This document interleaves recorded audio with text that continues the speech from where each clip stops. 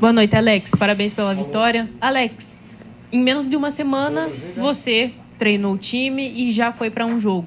O quanto você viu hoje, no jogo de hoje, que foi uma amostra oficial do teu trabalho, o quanto os atletas absorveram a tua ideia de jogo, os teus comandos? Eu acho que pouco, né? Pouco, porque foram poucas sessões de treino. O que eles fizeram foi um ajudar o outro, um usar daquilo que tem de bom. Muitas vezes, quando você está tendo resultados negativos, como a equipe vinha tendo, a tua confiança baixa, a confiança no companheiro diminui, tem alguns gestos, alguns comportamentos você deixa de fazer. E o meu papel, o papel da comissão que chegou comigo, o João e o Zé, foi essa, de mostrar para eles que eles são bons jogadores, de que eles são os atuais campeões do estado, de que perderam jogos. Eu digo perderam porque eu não estava aqui ainda, né? Nos minutos finais, a sua moral vai sendo jogada lá para baixo, aí começa a aparecer crítica. Então, o que nós fizemos? A gente ofereceu alguns comportamentos e estímulos diferentes do que eles estavam sofrendo, que é normal quando se troca um treinador, e mostrou para eles que eles são capazes, que eles têm condições de obter melhores resultados. E, em cima disso, os jogadores tiveram uma entrega e fizeram uma partida espetacular. Alex, primeiramente, boa noite, um prazer estar falando com você. Parabéns pela vitória. Diego Schiller, da Rádio CBN. A gente viu algumas coisas diferentes hoje, como a entrada do Pedro Lucas como titular, Gabriel Feliciano na ponta esquerda. Mas, além disso, qual foi a principal mudança, a virada de chave mesmo na equipe? Um Operário vindo de 4 jogos sem vencer para uma vitória convincente hoje diante do vice-líder da Série B. Relacionado aos atletas, eu começaria com o Alano. Quando eu começo a semana de treino, eu começaria com o Alano. Salvo engano, no terceira ou quarta sessão de treino, o Elano sente a coxa e eu puxo o Pedro Lucas. E aí eu converso com o Pedro, conheço o Pedro há muito tempo, acompanho o Pedro desde sub-17, é um jogador campeão do mundo. São poucos campeões do mundo que existem por aí. É um jogador com uma formação muito boa no Grêmio.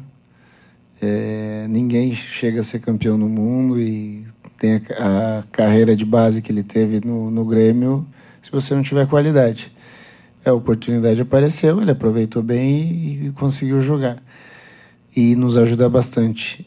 A situação do Feliciano é uma situação que a gente conversou no treino, poderia acontecer, principalmente porque a gente olhou muito para a previsão do tempo, e a previsão do tempo era essa aí, né, de muito frio, de muita chuva. E aí nos treinos que a gente fez no Germano Krieger, a gente pressentiu um campo muito pesado. E aí você tem que correr com a sorte, né? Na conversa com o Feliciano, a gente imaginava um placar de frente, para que ele pudesse fazer uma dobra por aquele lado ali com o Cris, e acabou acontecendo. Ele entrou, nos ajudou dentro daquilo que a gente imaginou ao longo da semana. Boa noite, Alex, aqui à tua esquerda. Durante o jogo eu notei em alguns momentos o quanto você estava inquieto ali, e até no final do jogo você cobra uma pressão ali do Operário na parte ofensiva para continuar tentando marcar a saída de bola. Queria que você falasse se essa característica vai ser uma característica que você vai tentar implementar ainda mais de um time que até o final vai buscar o adversário lá em cima, vai tentar marcar. Claro que não tem como controlar durante todo o jogo, porque os caras cansam também, mas de um time que vai ter essa característica com o decorrer do tempo, né? Você até falou no início. É começo, né, Alex? A ideia é essa. A ideia é que quanto mais longe do nosso gol, a bola do adversário estiver, melhor. É óbvio, tem vários fatores em cima que alteram, tem características de jogadores. Se nós olharmos o início do jogo, nós tínhamos Pedro Lucas, Mingotti e o Rodrigo do outro lado. O Mingotti fez uma partida espetacular. Algo assim maravilhoso, porque quando eu chego aqui, nas pesquisas, nas conversas, a gente via um pessoal assim meio ressabiado com o Mingotti. E aí a gente tem que lembrar que o Mingotti tem um passado super vitorioso aqui no Operário, de goleador, de gols importantes, de situações importantes. E é aquilo que eu falei aqui na primeira pergunta, às vezes o mau resultado tira um pouco da confiança, vem essa pressão externa, E aí o Mingotti fez tudo aquilo que a gente combinou, sofreu pênalti, criou oportunidades, fez essa pressão enquanto ele suportou. E aí quando você muda, você troca, por exemplo, o Pedro Lucas pelo Marcos Paulo, é uma outra característica. Mas a ideia é essa, a ideia é que a gente consiga pressionar o mais alto possível. Vamos correr risco, como nós corremos no início do jogo, né, quando a gente saiu e entrou uma bola longa. E aí eu poderia estar aqui conversando com vocês, falando de outro resultado. Mas são riscos que a gente compra, são apostas que se faz no jogo. E que hoje a gente vai para casa feliz, porque as apostas deram certo, funcionou bem. O Operário fez um belíssimo jogo. Após essa jogada dos 3 minutos que eu citei, a gente teve o controle de todas as ações. Fizemos 2 gols, tivemos outras oportunidades. Então, realmente é uma noite para a gente comemorar bastante, porque tudo deu certo. Alex, aqui, Marcelo, Rádio Lagoa Dourada, parabéns pela vitória, Alex. Você disse que essa vitória pode ser atribuída à conversa que você teve com os jogadores, a levantar o moral dos jogadores, e o Operário jogou hoje contra um dos melhores times, né? Era o vice-líder do campeonato ainda é o vice-líder. Somente foi isso? Você atribui a isso apenas a vitória? Não houve nenhum detalhe? A gente ouve durante o jogo, inclusive, a gente percebeu que você mudou o esquema de jogo. Queria que você falasse a respeito disso. Mas futebol é detalhe, né?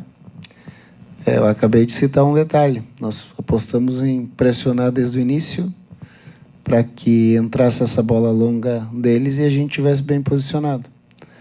E se nós lembramos esse detalhe do início do jogo, a gente erra um passe no meio campo. Foi um passe simples e que acontece, não tem como a gente controlar isso. O caos do jogo te oferece isso. A bola entra longa, o rapaz resolve chutar no gol. De repente, se ele toma uma outra decisão, a gente poderia sair ali num 0-1 e eu estar conversando aqui de um outro momento. Então, quando eu falo das conversas, as conversas também passam pela parte tática. As conversas passam pelas características. Por exemplo, se eu jogasse com o Alano, como era o imaginado no início, eu teria uma outra dinâmica diferente da do Pedro Lucas, porque são 2 jogadores com características diferentes. Então, assim, quando eu falo em conversa, entra também muito da parte tática, entra também muito da parte estratégica, porque nessas conversas, em vídeos, em conversas pessoais, você começa a achar algumas coisas porque o meu papel aqui como treinador é juntar as características para que a gente consiga fazer um bom time, um time equilibrado. E na noite de hoje a gente conseguiu. Boa noite, Alex. Anderson Lima, Rádio Clube. Primeiramente, parabéns pela vitória, Alex. Obrigado. Alex, gostaria que você falasse sobre essa postura do Operário Ferroviário. O Operário vem de 4 derrotas consecutivas. Você citou nos seus treinamentos o jogo do Atlético, o jogo do Remo. Durante essa semana você fez vários ajustes na equipe. A equipe se postou bem em campo, transição rápida de passes. Pelo lado de direito a gente viu uma grande movimentação. O que você fez de diferente para conseguir trazer uma equipe tão motivada e tão entrosada para este jogo? Olha, eu não sei, mas teria que perguntar para quem viu os 2 lados, né? Eu só posso falar do que eu fiz da terça-feira, quando eu comecei para cá. Nós fizemos os nossos estudos, olhamos as características que a gente tem aqui, olhamos aquilo que a gente gosta e tentamos colocar no treino. O mais legal disso é que os jogadores aceitaram, encararam numa boa, compraram a ideia e levaram para o campo. Mas eu não consigo te dizer o que era diferente do que foi comigo, porque eu não tenho conhecimento do que era feito antes. Então, assim, o mais legal de tudo não é comigo, é com qualquer treinador, é quando é passado algo ao atleta e o atleta compra essa ideia. E hoje a gente viu isso. Nós passamos uma ideia aos jogadores, os jogadores aceitaram, conseguiram fazer com uma vibração altíssima, com uma energia muito alta, com uma solidariedade grande. Você vê o Bosquilha, que é a referência técnica do time, dando um pique no minuto 93 para roubar uma bola na transição da transição. Então, assim, é uma atitude dos jogadores muito positiva e que é muito fácil fazer em 90 minutos. Agora a gente tem que levar para os 180 do Volta Redonda, para os 270 da Chapecoense. Essa é a parte mais difícil. É o que eu falei para o Pedro Lucas antes do jogo. Falei, fazer uma semana boa de treino é fácil. Eu faço. Eu me condiciono e faço. Agora, você fazer 30, 35 ao longo do ano, essa é a briga maior. E é a minha conversa já com o pessoal a partir de amanhã. Falei para eles, podem comemorar muito hoje, amanhã a gente recomeça esquecendo isso aqui e já começando a pensar no Volta Redonda. Alex, Matheus Pedroso do Alombrado FC. Alex, voltando ainda nesse assunto do Pedro Lucas. Pedro Lucas não estava sendo utilizado, não estava nem entre os suplentes. Como fazer um jogador desse ter confiança, tendo em vista da qualidade que ele tem? A bola que ele colocou no primeiro gol, o segundo lance posterior que ele quase concluiu a gol também. Como fazer o atleta desse ter confiança, como fazer ele acreditar nele mesmo, sendo que não estava sendo acreditado anteriormente? Então, de novo, eu cito que o anteriormente eu não posso falar nada, né? Não estava aqui, não conheço, não estava trabalhando. O que eu posso até abrir a conversa que eu tive com o Pedro, porque eu conversei individualmente com todos mesmo, sem exceção. E com o Pedro eu fiz uma pergunta para ele. Aquele Pedro que eu conheci, campeão do mundo na seleção brasileira, camisa 10 do Grêmio, ainda existe? Está aí dentro? Ele falou, tá aqui dentro. Então, você vai ter que mostrar para mim, para o torcedor do Operário, para quem tiver, porque as oportunidades vão aparecer. E ela apareceu bem antes do que eu imaginava, porque, de novo, eu imaginava começar com o Alano. Então, assim, não fiz muita coisa diferente. Eu só mexi em alguma coisa que de repente estava congelado. No caso do Pedro, eu estou citando. E aí o menino foi parar no campo, já sairia no intervalo, porque já saiu todo dolorido, não jogava fazia tempo. E aí tem um lado psicológico, no qual ele se dedicou muito para estar nessa partida. E ainda voltei com ele um pouquinho, aí quando os números dele ali físicos começam a cair, ele sai, mas sai consciente de que fez uma partida muito boa, que nos ajudou muito. Então, assim, é muito mais de uma conversa direta mesmo, de buscar aquele melhor que eu conhecia, porque eu conheci o melhor do Pedro. Então, é legal porque, como ele estava participando pouco, as oportunidades dele aumentam nesse momento.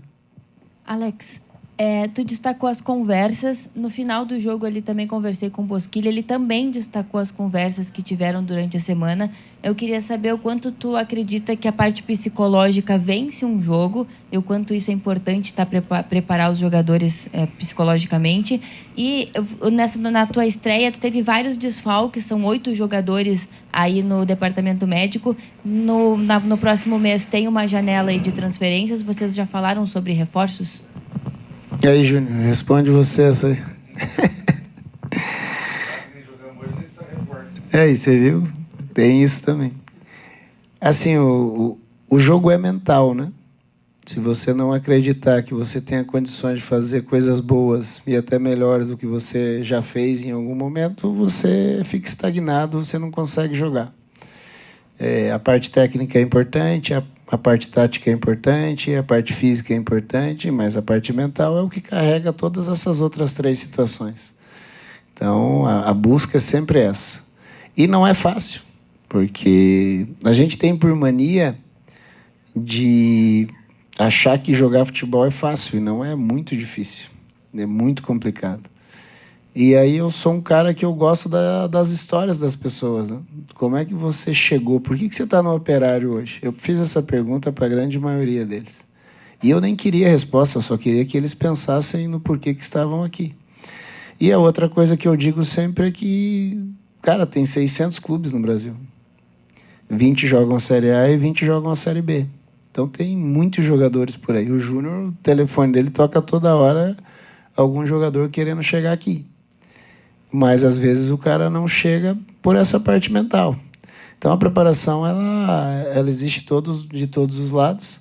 Mas, para mim, o principal é o ser humano. Antes do jogador de futebol ter um ser humano e tirar dele o melhor dentro do possível é a nossa busca diária. Amanhã a gente recomeça tudo.